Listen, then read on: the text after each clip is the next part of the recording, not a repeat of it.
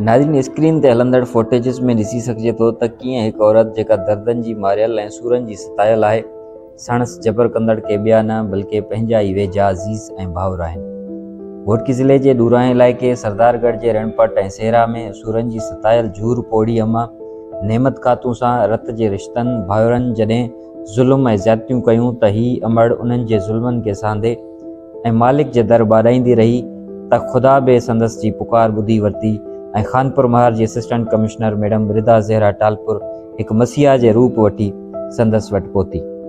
हिन जे मसइले जी मुकमल ॼाण वठी संदसि जी हर मुमकिन मदद जो यकीन ॾियारियो।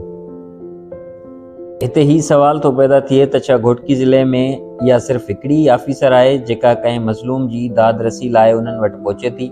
डिप्टी कमिश्नर SSP समेत ॿिया कामोरा किथे आहिनि?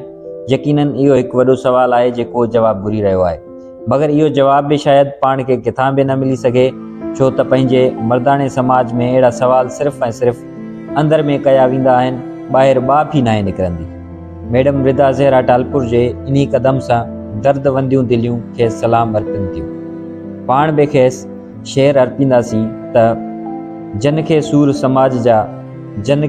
समाज जा से माण्हू मणियादार। जोरो माला पोले पहरे न त गज छित ठाही थे।